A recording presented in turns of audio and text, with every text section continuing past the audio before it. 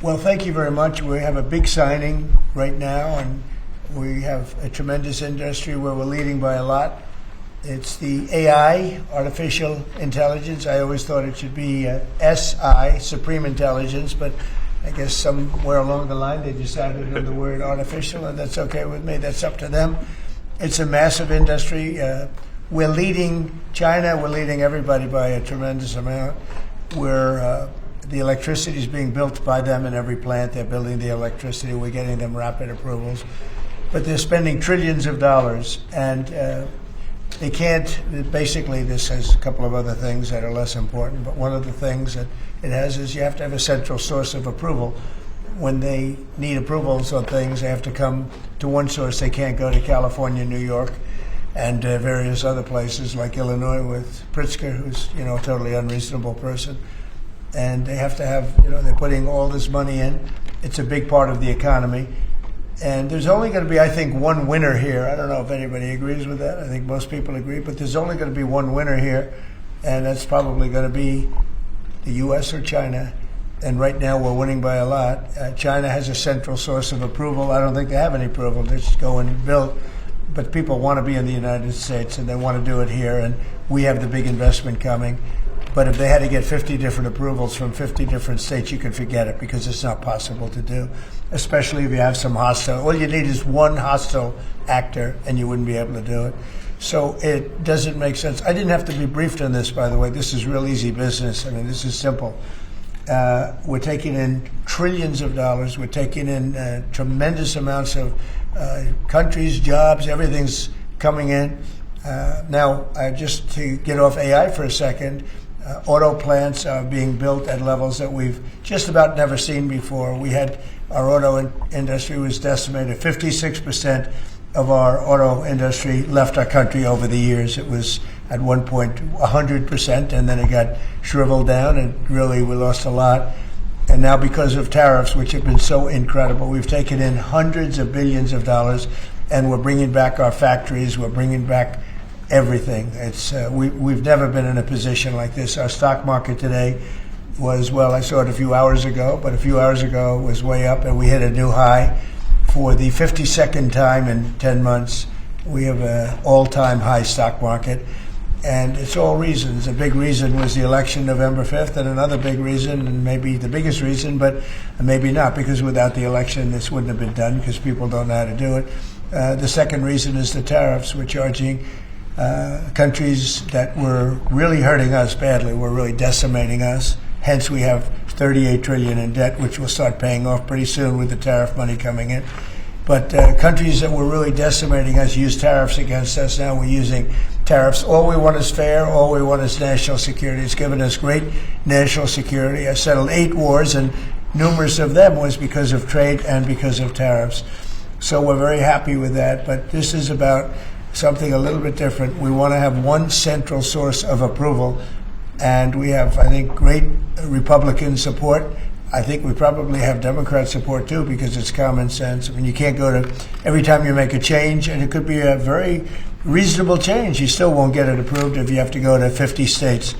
So this centralizes it, and it's something which the people behind me, the very distinguished people, but Tim Cook just left of Apple, and spoke to all of the big companies, great companies, and they won't be able to do this. This will not be successful unless they have one source of approval, or disapproval, frankly. You could have disapproval too, but it's got to be one source. They can't go to 50 different sources. So I just want to thank everybody for being here. And Will, what would you like to add to that? Sure. Mr. President, as you said, in keeping with your commitment to grow the American economy, create potentially millions of new American jobs, and maintain America's technological and military superiority in the years ahead, this is an executive order that orders aspects of your administration to take decisive action to ensure that AI can operate within a single national framework in this country, as opposed to being subject to state-level regulation that could potentially cripple the industry. David Sachs, your AI and crypto czar, has been one of the key players and key authors behind this EO. He can give you more of the granular detail, but the big picture is that we're taking steps to ensure that AI operates under a single national standard so that we can reap the benefits that will come from it in terms of economic growth, job development, national security, and technological edge. And it's really the biggest industry that anybody's seen. I mean, it's taking off. And again, I believe there'll only be one country that really benefits, and it should be the United States. And it will be if we do this, if we're unified. We have to be unified. China is unified because they have one vote. That's President Xi. He says do it, and that's the end of that. You know, we have a different system, but we have a system that's good, but we only have a system that's good if it's smart. David Sachs, could you say a few words, please? Yes, sir. So, as you pointed out, we have over 1,000 bills going through state legislatures right now to regulate AI. Over 100 of them have already passed. 25% of them are in California, New York, and Illinois. You've got 50 states running in 50 different directions. It just doesn't make sense. We're creating a confusing patchwork of regulation. And what we need is a single federal standard. And that's what the CEO says, sir, is it basically states that the policy of your administration is to create that federal framework. We're going to work with Congress, like the chairman here of the Commerce Committee, Senator Cruz, and other members of Congress to define that framework. In the meantime, the CEO gives your administration tools to push back on the most onerous and excessive state regulations. We're not going to push back on all of them. For example, kid safety, we're going to protect. We're not pushing back on that, but we're going to push back on the most onerous examples of state regulations, sir. So I spoke with other Republican senators, and we have great approval. I think I spoke to anybody that even had any question and seemed to have gotten approval. Ted Cruz has been a very strong advocate of this is common sense. I mean, I think it's nothing more than common sense. Please, Ted. Listen, this is the single most important economic question in the country and in the world. Who wins the race for AI? You look back to the 1990s, there was a similar inflection point with the beginning of the internet, the dawn of the internet. And Bill Clinton was president at the time. He signed an executive order, just like you're doing, that put into law a light touch regulatory approach to the internet. And the result was incredible economic growth and jobs in the United States. At the same time, the European Union took a very heavy-handed regulatory approach. Here's an amazing statistic, Mr. President. In 1993, the U.S. economies and Europe's economy were virtually identical in size. Today, America's economy is more than 50% larger than Europe's, and the two drivers of that are tech and the shale revolution. It transformed this country, and AI is the same thing. It's a race, and if China wins the race, whoever wins, the values of that country will affect all of AI. We don't want China's values of surveillance and centralized control by the communist government governing AI. We want American values of free speech, of individual liberty, of respecting the individual. So this executive order, I believe, is tremendously important. Thank you for your leadership. Well, thank you very much. And Scott, please. Yes, sir. This is pass-fail. As you said, this is the biggest technological innovation in our country's history. We've seen the canals, we've seen the railroads, we've seen the utilities, we've seen the build out of the internet and the fiber, and now it's AI, and it is pass-fail versus China. We have the lead, we've got to maintain it, and it is also going to be the single biggest source of economic growth. But everything else we do, with our defense, there's no use in having a golden dome if China's AI can get around it. There's no use in spending all this money on defense. And the U.S. will remain the leader in this under President Trump's leadership. He has accelerated the growth. We're actually going to move ahead further. We're seeing building everywhere, construction jobs. There are going to be jobs at the AI data centers. And most importantly, President Trump had the incredible idea to allow the companies to create their own power. And we are going to see soon that communities near AI facilities will have the same or lower electric costs than other communities, which is a great innovation. So this is an important document today. Do you have any questions? On this subject, President Trump, are you more worried about the U.S. winning the race for AI dominance with China or about AI's potential threat to humanity? Both. We're looking at that very strongly. We have a lot of threats in the opposite way if we don't do it. You know, you look at the medical and medical research. Already the things that have come out of AI in terms of medical and cancer research and things, we're way ahead of what we ever thought we'd be just from the infancy of AI. So really both, and we want to be very careful with it.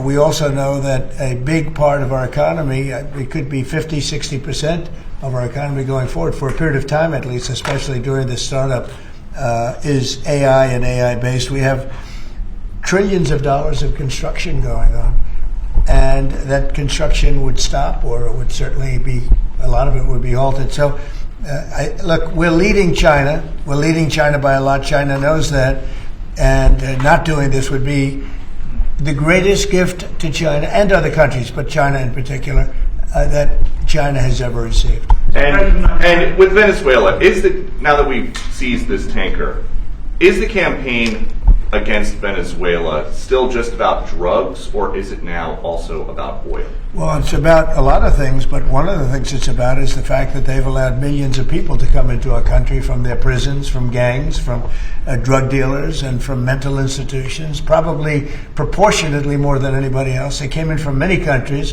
We're getting them out. We had 11,888 murderers come into our country. Many of them are from Venezuela. We had thousands of Tren de Aragua, the gang, come in from, which they say is the most violent gang. I don't know, MS-13 is pretty bad, but Tren de Aragua, they say, is the most violent gang. That comes from the prisons of Venezuela. It came out of the prisons of Venezuela. So it has to do with a lot of things. They've treated us badly, and I guess now we're not treating them so good. If you look at the drug traffic by sea is down 92%. And nobody can figure out who the 8% is, because I have no idea. Anybody getting involved in that right now is not doing well. And we'll start that on land, too. It's going to be starting on land pretty soon. Thank you, Peter. Mr. President, in Indiana, just a few moments ago, the Senate there rejected the congressional maps to redistrict in that state. A number of Republicans voted against that redistricting effort. You have spent a lot of time talking about this. The Vice President traveled to Indiana. What's your reaction? Well, we won every other state. That's the only state. It's funny because I won Indiana all 3 times by a landslide, and I wasn't working on it very hard. Would have been nice. I think we would have picked up 2 seats if we did that. You had one gentleman, the head of the Senate, I guess, Bray, whatever his name is. I heard he was against it. He'll probably lose his next primary, whenever that is. I hope he does, but because he's done a tremendous disservice. I mean, think of it. It's a great place. I love the people there. They love me. You know, we won in a landslide all 3 times. Got tremendous votes. I got record votes. And then there's no reason for doing that. And the Democrats do it to us, so I can't imagine that they do it. But I wasn't very much involved. But there's a man named Bray, as head of the Senate. Was that Bray? Is that the name, Bray? I mean, I'm sure that whenever his primary is, it's, I think, in 2 years, but I'm sure he'll go down. He'll go down. I'll certainly support anybody that wants to go against him. Well, if I could ask you briefly Sure. about on AI and then a question on Ukraine.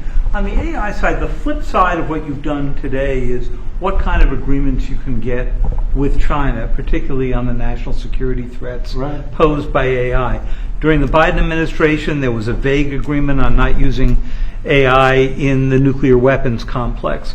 Tell us what you envision and what conversations you've had, if any, with President Xi on that topic. Well, relevant to AI? Yes. I speak to him a lot about it. I speak to him a lot, actually. I have a very good relationship with him, as you know. If you had another president, you would have had a big rare earth problem, and it turned out not to be a problem.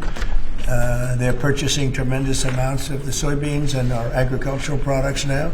We're getting along with them very well. No, we talk about AI quite a bit. We talk about everything quite a bit. Well, do you have specific One of the guardrails things you're trying to put together with them? One of the things I talk to China about is the denuclearization of weapons. We'd like to see if we could stop that. I'm talking about nuclear weapons.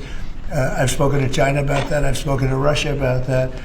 And I think it would be something that we would want to do, and they would like to do, and I think Russia would like to do. They've said they won't join New START or a follow-on to New START. Well, that's what they've told you, but what they tell you is different than what they tell me. And on Ukraine, Mr. President, just briefly, you made a commitment to the Europeans back in July, if I remember right, to participate in some kind of a peacekeeping force should there be a peace agreement. You mentioned, I think, air support, intelligence, and so forth. Does that commitment still stand?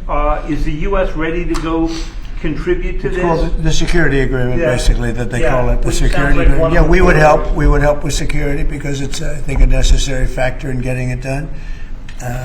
I thought that we were very close with Russia to having a deal.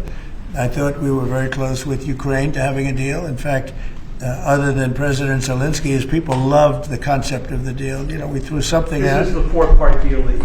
Well, there's 4 or 5 different parts. It's, you know, a little bit complicated because you're cutting up land in a certain way. It's not the easiest thing. It's sort of like a complex real estate deal times 1,000, right? But it's a deal that would have stopped the killing of thousands of lives every month. Thousands and thousands of lives, mostly soldiers, but as you know there's some Are bombs you being headed dropped. to sort of a Korea-like ceasefire there where you don't resolve? Well, there's a meeting on Saturday. We'll see whether or not we attend the meeting. We said we'll attend the meeting if we think there's a good chance of. They want me to attend. They want us to attend, and we'll be attending the meeting on Saturday in Europe if we think there's a good chance. And we don't want to waste a lot of time. We think it's negative. We want it to get settled. We want to save a lot of lives.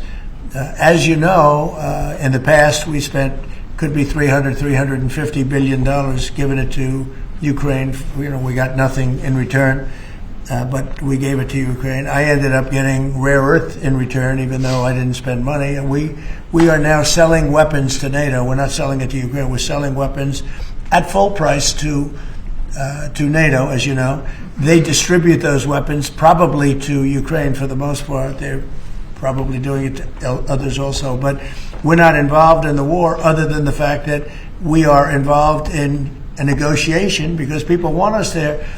Ukraine wants us involved very much. Europe wants us involved. I have a great relationship with the countries of Europe. As you know, I took GDP. I took what they're spending as a percentage of GDP, but it was at 2 and they weren't paying, and now it's at 5, and everybody's amazed. But that 5% is a lot of it's coming back to the United States. With that being said, I'd like to see the killing stop. 25,000 people died last month, soldiers, mostly soldiers, but some people also where bombs were dropped. But for the most part, 25,000 soldiers died last month. I would love to see it stop. And we're working very hard. It doesn't really affect the United States unless it got out of control. You know, a thing like that, as you probably know, because you are a professional, a real professional, which is something I don't say about a lot of other people, but you are a great professional. Things like this end up in third world wars. And I told that the other day. I said, you know, everybody keeps playing games like this. You'll end up in a third world war, and we don't want to see that happen. Mr.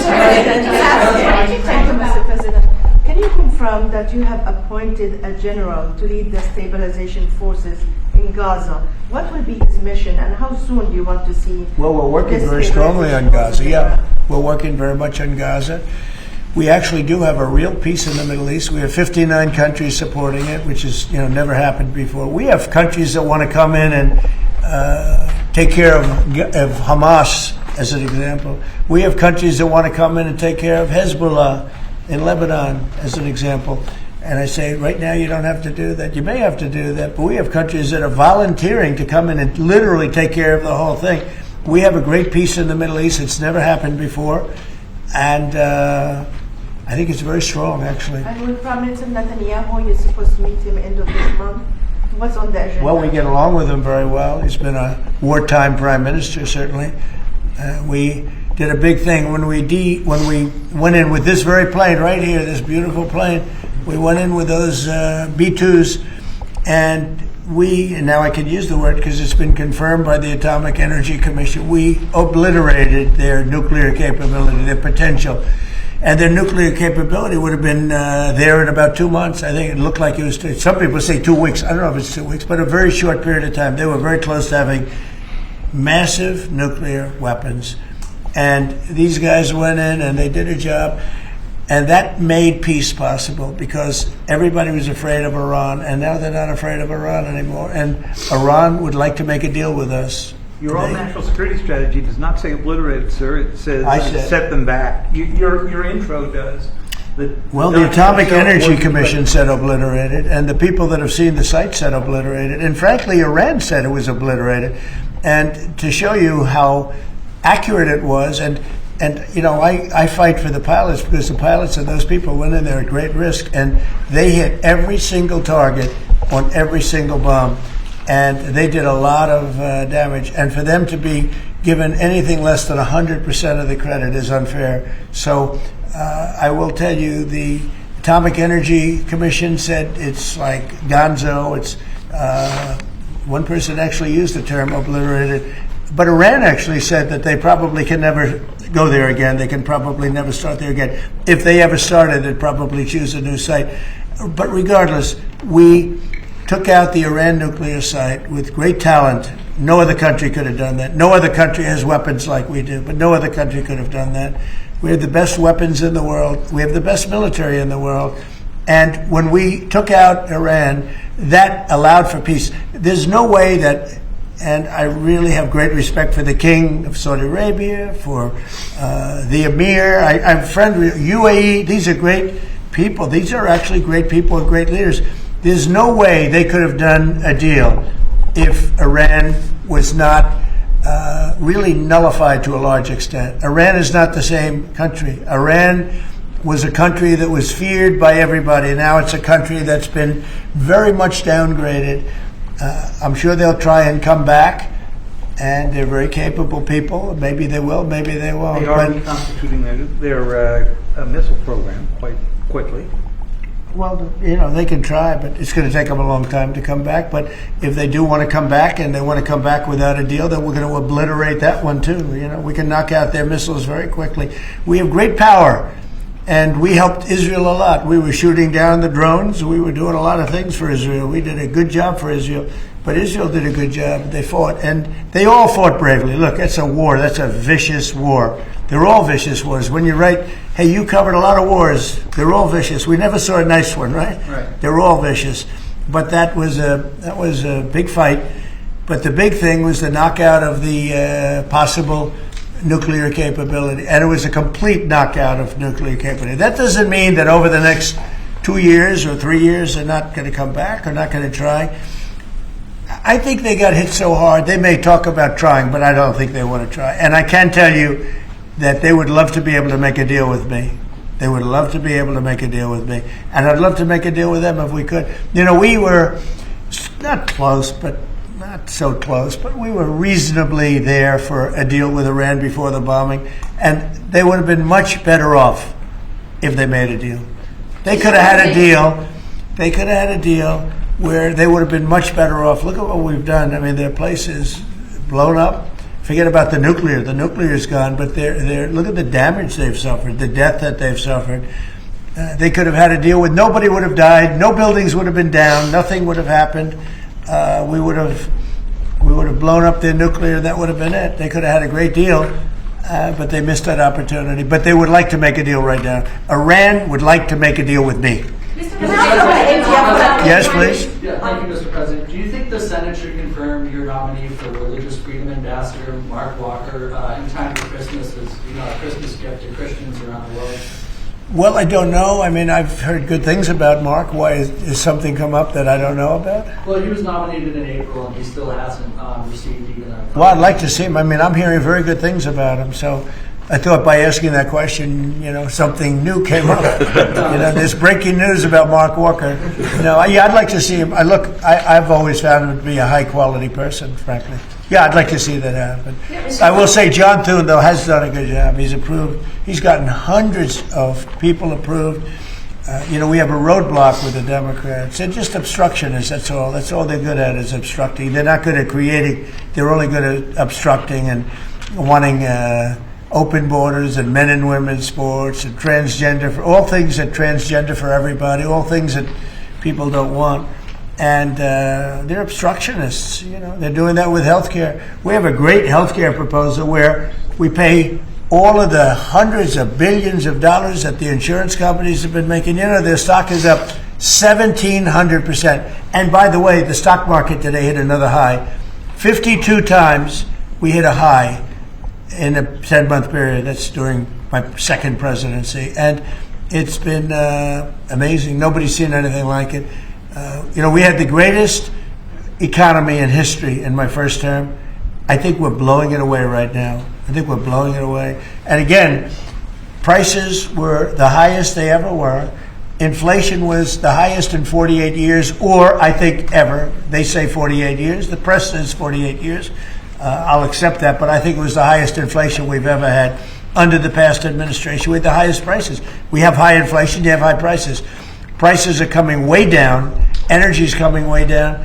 Gasoline is hitting now $1.99 in a couple of states, and it's way down. Gasoline is way down. And when gasoline and energy comes down, everything follows. But prices are coming down, and we have an unbelievable economy. 401ks are setting a record. 401ks that's owned by a lot of people because they're based on the stock market. And the stock market for 52nd time has just hit a brand new high. So it's amazing what's happening. And I will say this, our country is respected again. I think we're respected like never before. The United States is respected again. We have a country that was a dead country 1 year ago, dead. And now it's the hottest country anywhere in the world. Thank you very much, everybody. Thank you, press. Thank you, press. Thank you. You can call me. Thank you, press. Let's go. Let's go. Let me know. Thank you, press. Let's go. You can call me. Press. Call you? Thank you, press. Thank you, guys. Thank you, press. Thank you, guys. Thank you. Thank you, guys. Thank you. Thank you, President Trump. Can we get a picture beside it? Thank you, guys. Let's go. Let's get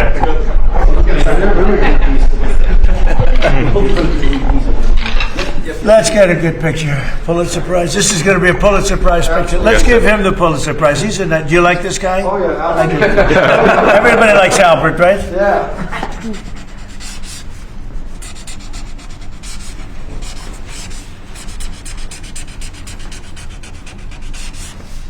No auto pen necessary. That's a whole big deal, isn't it? I mean, what's that all about? Okay. Who am I giving this pen to, David? Who am I giving it to? So how about Cyril? You're right. Thank what you, a sir. job he's done. That's a good choice. Thank That you was very nice. much. I almost gave it to Howard. Thank you, everybody, All very right. much. Thank you, press. Thank you, press. Let's go. Thank you, Peter. Thank you, President Trump.